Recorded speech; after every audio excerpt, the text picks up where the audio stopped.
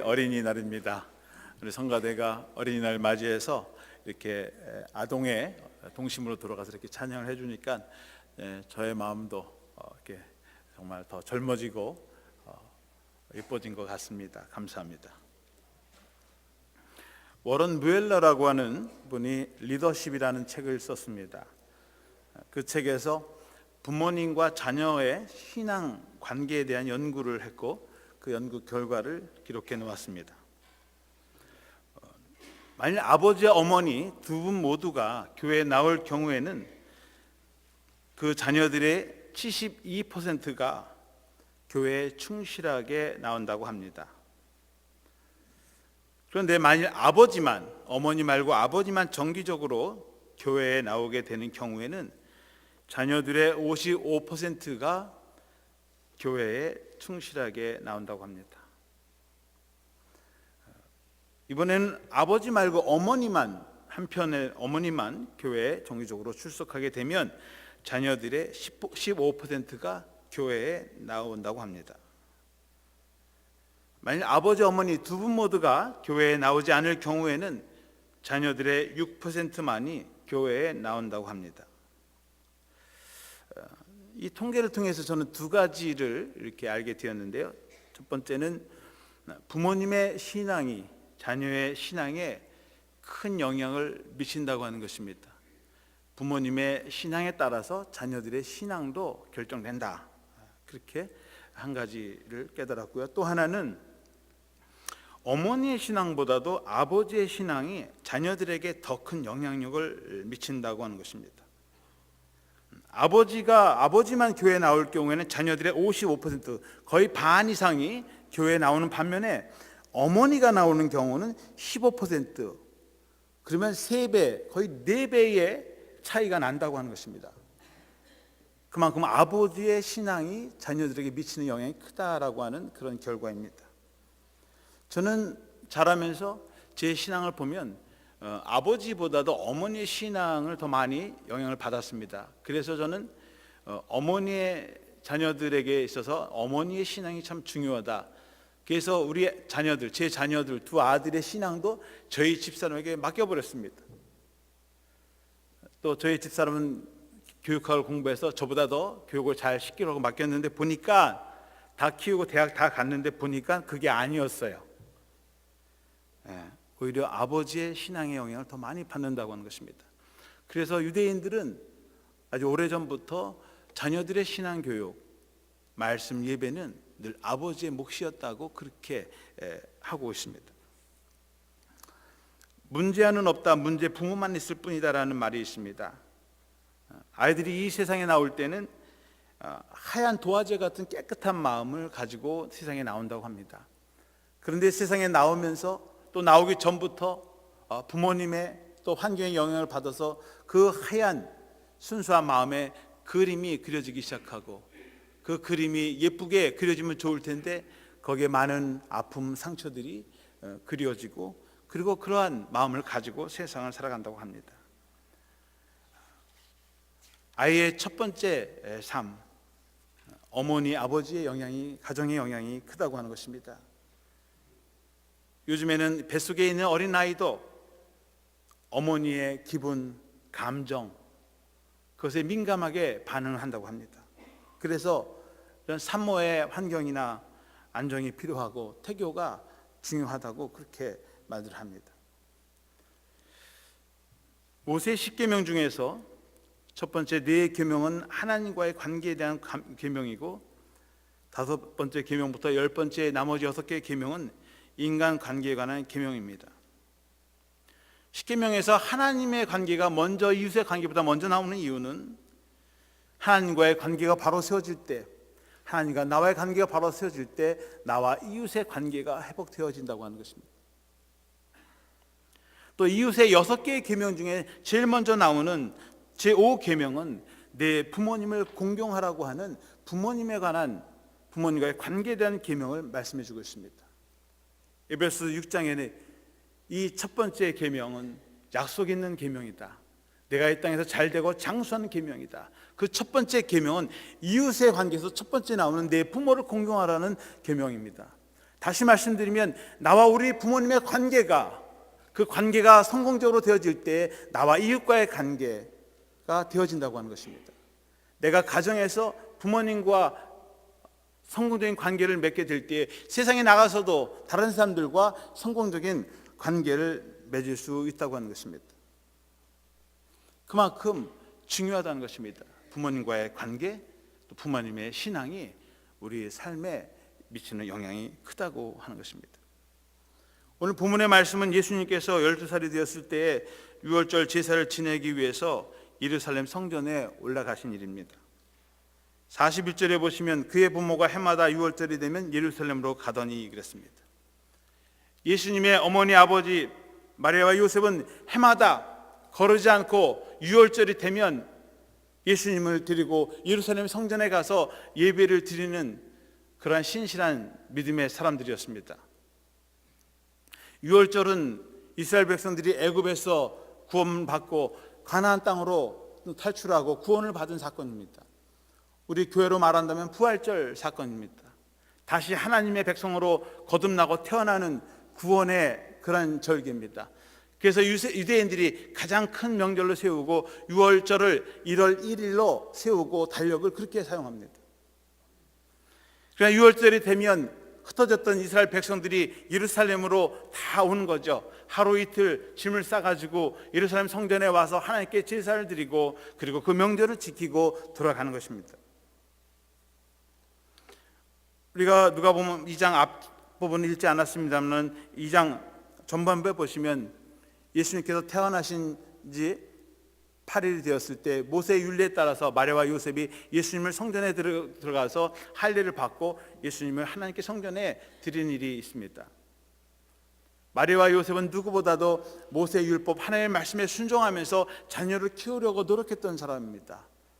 그래서 해마다 유월절이 되면 거르지 않고 예루살렘 성전에 와서 제사를 드리고 말씀을 듣고 그리고 돌아갔습니다. 43절에 보시면 그날들을 마치고 돌아갈 때 예수는 예루살렘에 머무셨더라. 그 부모는 이를 알지 못하고 유월절 절기 제사를 다 지나고 이제 다 모든 제사가 끝나고 돌아갈 때가 되었습니다. 마리아와 요셉은 집에 남겨두었던 또 가족들 혹은 집안일들 때문에 바빴을 것입니다. 가난한 목수였지만 또 이 집 저 집 가서 맡겨놓은 일도 있고 해야 할 일이 많으니까 얼른 짐을 꾸려서 집으로 돌아가는데 바빴습니다. 12살이 된 이미 성년이 가까운 예수는 당연히 자기를 쫓아올 것으로 믿고 그리고 짐을 챙겨서 길을 떠났습니다. 그런데 그만 사고가 나고 말았습니다. 44절 말씀에 보면 동행 중에 있는 줄로 생각하고 하룻길을 간 후 친족과 아는 자 중에서 찾되 당연히 다 큰 아들 예수가 자기를 따라올 줄 알고 짐을 챙겨서 하룻길을 갔는데 보이지 않는 거예요. 저녁 때가 됐는데 보이지 않습니다. 이제 잠도 자야 될 텐데 어디가 있는지 보이지 않는 거예요.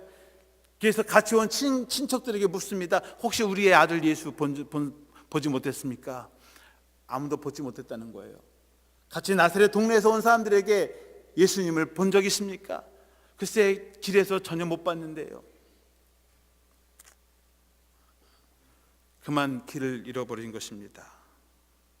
45절에 보시면 만나지 못함에 찾으면서 예루살렘에 돌아갔더니 예수님을 아무리 찾아도 찾지 못하는 거예요. 예루살렘에 돌아오면서도 혹시 동네를 지나가면서 동네 사람들에게 혹시 12살짜리 아이 키는 이만하고 옷은 어떤 색을 입었는데 혹시 그런 아이 보이신 적이 없습니까? 노심초사하면서 찾으면서 결국엔 찾지 못하고 예루살렘 성전으로 돌아오게 된 것입니다. 또 예루살렘의 성전에 있다고 하는 보장도 없습니다. 그래도 다행히 이 예루살렘 성전 어딘가에 있으면 좋았을 텐데 마음을 졸이면서 잃어버린 아들 예수를 찾으면서 성전으로 돌아왔습니다. 여러분, 자녀를 잃어버린 경험이 있습니까? 아니면 길을 잃어버린 적이 있습니까?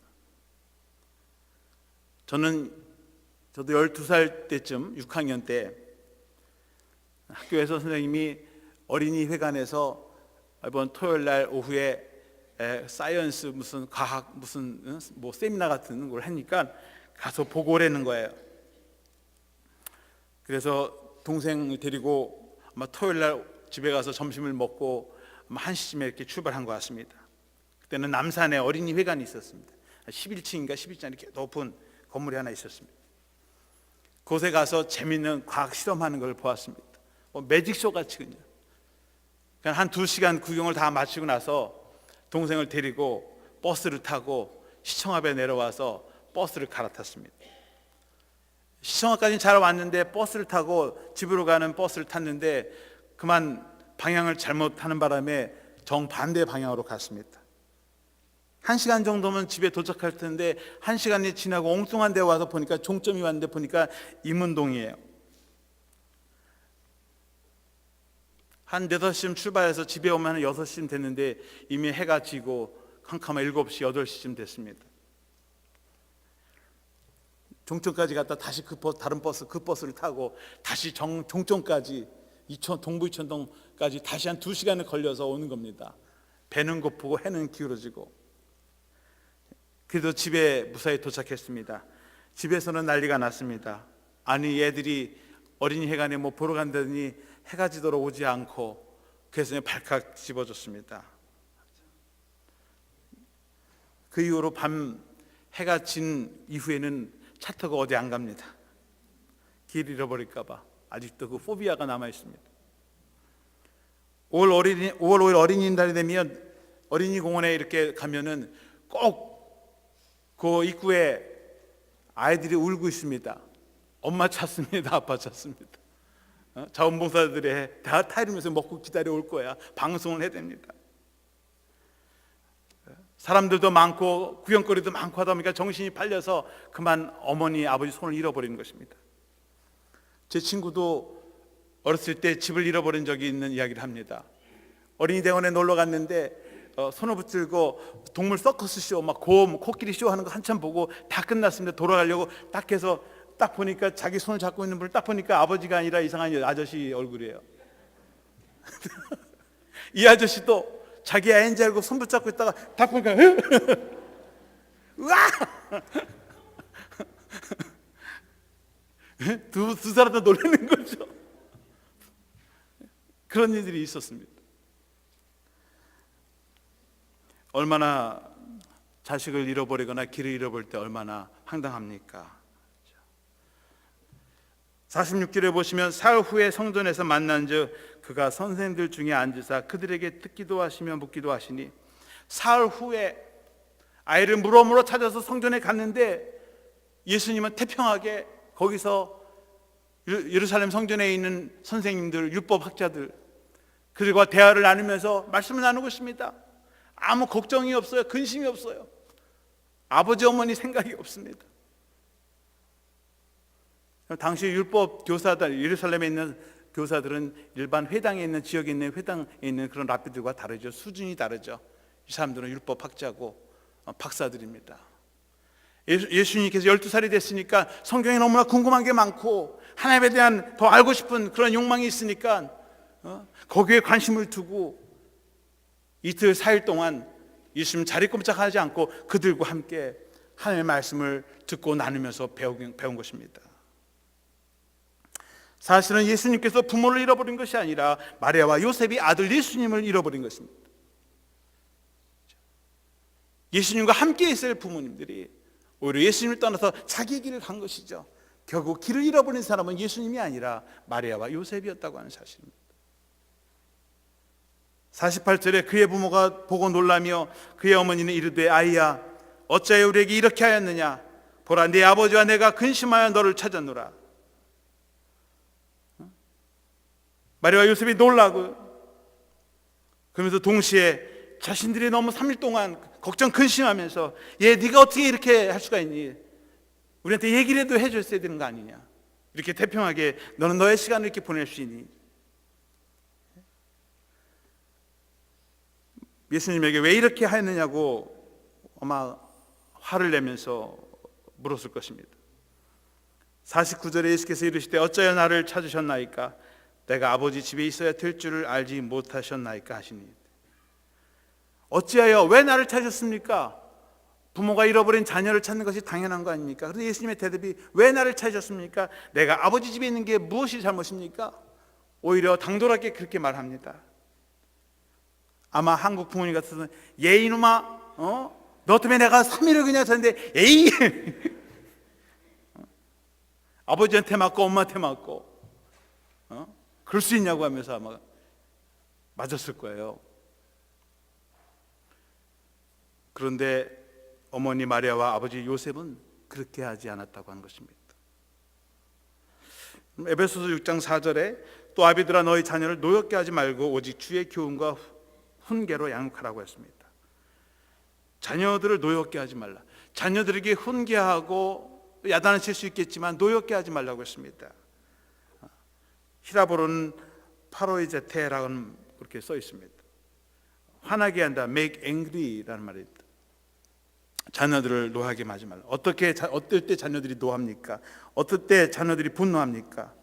부모님들이 자녀들을 훈계할 때 아이들이 분노하지 않습니다. 잘못한 것을 깨닫게 해주고 또 그거에 대해서 잘못을 뉘우치게 할 때는 애들이 분노하지 않죠. 그런데 오버하면 부모들이 자녀에게 잘못을 지적해주고 야단을 칠 때 그 잘못된 그 사실에 대해서 이야기하는 것이나 자신의 감정이나 분노를 추스르지 못하고 다스리지 못하고 자신의 감정으로 대할 때 아이들이 화가 나는 거예요. 내가 이렇게 맞을 짓을 했는가? 이 정도는 아닌데 화가 나고 분노가 나기 시작합니다.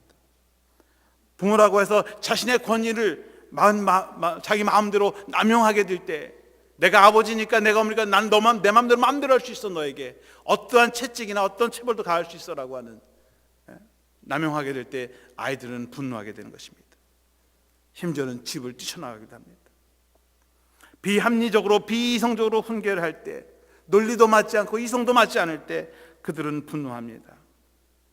정도 이상의 엄격한 체벌을 가할 때 그것은 훈계가 아니라 학대가 되는 것입니다. 어뷰스가 되는 것이죠. 아이들이 잘못할 때 바르게 가르치고 또 뉘우치게 하는 것은 필요합니다. 그러나 그 이상으로 부모의 권위나 자신의 감정에 의해서 하는 그러한 체벌은 오히려 아이들을 더 삐딱하게 만든다고 하는 것입니다. 50절에 보면 그 부모가 그가 하신 말씀을 깨닫지 못하더라고 했습니다. 예수님께서 왜 저를 찾으셨습니까? 내가 아버지 집에 있는 것이 당연한 일이 아닙니까? 라고 했을 때 마리아와 요셉은 그 말뜻, 주님의 말뜻을 알지 못했다고 하는 것입니다. 얘가 지금 누구 보고 아버지라고 하는 거예요? 누가 내 아버지고 누가 내 어머니고 누가 내 아버지냐. 예수님은 이미 12살 때 자신의 신분과 자신의 사명이 무엇인지를 알고 계셨습니다. 장차 어떠한 일을 해야 할 것인지 이미 알고 있었습니다. 그래서 그 일을 준비하기 위해서 자기는 2월절에 율법 교사들과 랍비들과 말씀을 나누고 교제를 했던 것입니다. 내일을 위해서, 하나님의 딸을 위해서 준비한 것입니다. 그런데 그 어머니와 요셉은 예수님의 뜻을, 또 말 뜻을 알지 못했다고 하는 것입니다. 빌립보서 2장 6절과 7절에 보시면 그는 근본 하나님의 본체시나 하나님과 동등됨을 취할 것으로 여기지 아니하시고 오히려 자기를 비워 종의 형체를 가지사 사람들과 같이 되셨고 라고 했습니다. 본래 예수님은 하나님과 본체시고 하나님이십니다. 그런데 하나님과 동등됨을 취하지 아니하시고 자기를 비워서 우리의 몸을 입고 이 세상에 오셔서 종의 형체를 가지시고 우리를 섬기러 오신 것입니다. 그리고 마지막까지 십자가 달려 죽으시기까지 그 구원의 사명을 감당하기 위해서 이 땅에 오신 분이십니다. 그래서 그 때를 준비하면서 말씀으로 채우고 또 훈련받고 그리고 공부하는 가운데 율법 교사들과 함께 교제를 하는 것입니다. 예수님은 하나님 아버지의 받으신 사명, 또 하나님의 아들로서 하나님 아버지를 자신의 삶의 최우선순위로 놓았고 하나님의 사명과 그 부르심을 위해 준비했던 것입니다. 예수님의 육신의 부모님이신 마리아와 요셉은 자신의 세상적인 일에 첫 번째 관심을 갖고 있었습니다. 6월절이 끝나면 빨리 돌아가서 밀린 일 해야 되고 집안일 해야 되고 또 먹고 살아야 하니까 그런 일들을 해야지. 그것에 관심을 가지고 그것을 위해서 달려간 것입니다. 자기의 자녀도 하나님의 나라와 의도 알지 못한 채 세상에 자신의 목적을 위해서 달려간 것입니다. 그러나 주님은 먼저 하나님의 나라와 의를 구하셨습니다. 아버지 하나님의 뜻을 이루기 위해서 먼저 하나님의 나라에 관심을 가지고 그 의를 위해 준비했던 것입니다. 예수님의 어머니 마리아는 예수님께서 내가 아버지의 집에 있어야 될 줄 알지 못하셨을까 하는 말을 깨닫지 못했습니다. 그런데 51절에 보면 그 어머니는 이 모든 말을 마음에 두었다고 했습니다. 비록 예수님이 무슨 생각을 하고 있고 무슨 뜻을 했고 어떤 행동을 했는지에 대한 깊은 뜻은 깨닫지 못했지만 예수님이 한 그 말을 마음속 깊이 새기고 그를 받아주고 인정해 줬다고 하는 것입니다. 아마도 마리아는 아들 예수께서 십자가에 달려 죽으시고 부활하신 이후에 이 말씀을 깨달으실 것입니다. 아, 내 아들 예수는 하늘 아버지의 뜻을 감당하려고 이 세상에 오셨고 그리고 십자가에 달려 죽으시기까지 자신을 내어주시고 우리를 구원하시고 부활하신 바로 메시아였다, 그리스도였다고 하는 것을 깨닫게 되는 것이죠. 자녀를 사랑하고 자녀를 양육하는 일에 있어서 가장 중요한 것은 자녀를 믿어주는 것입니다. 자녀의 말이나 행동이 지금 내가 깨닫지 못하고 알지 못한다 할지라도 나와 다른 생각을 하고 나와 다른 말을 하고 내가 알지 못하는 행동을 한다 할지라도 그 아이를 믿어주고 격려해주고 묵묵히 기도해주고 지원해주고 기다려주는 일입니다. 잘못을 하고 실수를 해도 너그럽게 용서해주고 참고 인내하면서 기다려주는 그의 때를 기다려주는 격려와 지원이 필요합니다. 어머니 마리아와 아버지 요셉의 가장 큰 지원은 아들 예수를 믿어주었던 것입니다. 51절에 보시면 예수께서 함께 내려가사 나사렛에 이르러 순종하여 받드시더라. 예수님이 육신의 부모님 마리아와 요셉의 말씀에 불순종하는 사람이 아니었습니다. 함께 내려가서 나사렛에 이르렀을 때 부모님께 순종하면서 그들을 공양했다고 그렇게 말씀하고 있습니다. 자녀들이 지금 당장 부모님의 뜻, 기대에 어긋난 행동을 한다고 해서 당장 어떻게 되는 것처럼 여기지 마시고 참고 기다리면서 그들을 믿어주고 그들을 지원해주는 노력이 필요합니다. 그렇게 될 때 자녀들의 문제들이 하나씩 해결되고 하나님이 원하시는 하나님의 일꾼의 모습으로 자녀의 모습으로 변화되는 줄로 믿습니다. 52절에 보시면 예수는 지혜와 키가 자라가며 하나님과 사람에게 더욱 사랑스러워 가시더라. 마리아와 요셉이 예수님을 잘 키우고 양육했더니 예수님께서 지혜가 자랐습니다. 키가 자라났습니다. 하나님과 사람에게 사랑스럽고 칭찬받는 그런 사람이 되어갔습니다. 지혜가 자랐다고 하는 것은 예수님께서 지적으로 성장했다고 하는 것입니다. 예수님은 하나님의 아들이십니다. 모든 것을 다 통달하십니다. 그럼에도 불구하고 예수님도 우리의 몸과 우리가 똑같은 몸과 마음 또 이성을 가지고 계시기 때문에 예수님도 그때가 되기 전까지는 훈련이 필요하고 교육이 필요한 것입니다. 저절로 커지는 것이 아닙니다. 예수님의 지혜가 점점 성장해지고 지적으로 더 성숙해져 나갔습니다. 키가 자랐다고 했습니다. 예수님께서 신체적으로 육체적으로 더 건강하게 성장해 나갔다고 하는 것입니다. 하나님과 사람에게 더욱 사랑스러워 가셨다고 했습니다. 사랑을 받았다고 하는 것은 예수님께서 영적으로 하나님의 성품 인격을 통해서 그리스도의 사랑, 하나님의 사랑의 성품을 통해서 사람들에게 사랑을 받는 사람이 되었다는 거예요. 사랑을 나누어주고 사랑을 받는 그러한 하나님의 아들이 되어갔다고 하는 것입니다. 여러분, 자녀들은 성장해 나가야 합니다. 무엇보다도 지적으로 지혜롭게 성장해야 합니다. 신체적으로 튼튼하고 건강하게 성장해야 합니다. 영적으로 바르고 의롭게 성장해야 합니다. 그래서 하나님의 자녀로도 부족함이 없도록 하나님의 자녀이 되도록 우리가 그들을 지원해주고 후원해 주어야 합니다. 여러분, 교회 안에서는 우리가 낳은 우리의 친자녀들만이 우리의 자녀가 아니라 하나님께서 보내주신 우리 젊은 이들도 우리들의 자녀인 줄로 믿습니다. 예수님께서 성전에 오셨을 때에 율법 교사들이 랍비들이 예수님을 지도해 줬습니다. 선생님들이 그들이 지도해주고 그를 격려해주고 가르쳐 주었습니다. 우리 자녀들이 이 교회에 오면 선생님들을 통해서 교육을 받고 성경 말씀을 배워서 하나님의 나라를 위해서 또 이 땅을 위해서 크게 쓰임 받는 그런 자녀로 성숙되어져 가는 것입니다. 내 자녀만 내 자녀가 아니라 하나님께서 우리에게 보여주신 모든 우리 교회의 자녀가 바로 나의 영적 자녀인 줄로 믿습니다. 오늘 본문에서 마리아와 요셉이 사랑하는 아들 예수님을 믿어주고 신뢰해주고 또 영적으로 육적으로 또 영적으로 또 지적으로 성장하도록 뒷받침해 준 것처럼 우리들도 우리들의 자녀들 또 하나님이 우리에게 보내주신 영적인 자녀들을 믿어주고 후원해 주어서 정말 하나님을 기쁘시게 하고 하나님께 영광을 돌리는 하나님의 자녀들이 되기를 주님의 이름으로 간절히 축원합니다. 기도하겠습니다. 오늘 이 시간에는 우리 어린이들을 위해서 기도하겠습니다. 우리 어린이들 앞으로 다 나와 주시고요. 우리 어린이들 부모님들도 다 나와서 옆에 서주시면 좋겠네요. 뒤에 서주시면 좋겠네요. 우리 어린이들 앞으로 please come forward, line up please.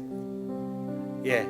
그리고 우리 부모님들도 다 나오세요. 그래서 그 아이 손을 붙잡으셨고 뒤에 쓰셔도 좋고 우리 여기 자녀들 부모님 되신 분들 다 나와주시기 바랍니다. 남의 아이 손 붙잡아도 괜찮습니다. 네. 우리 부모님들도 다 같이 이렇게 나와서 서주시고 붙잡아주시면 고맙겠습니다.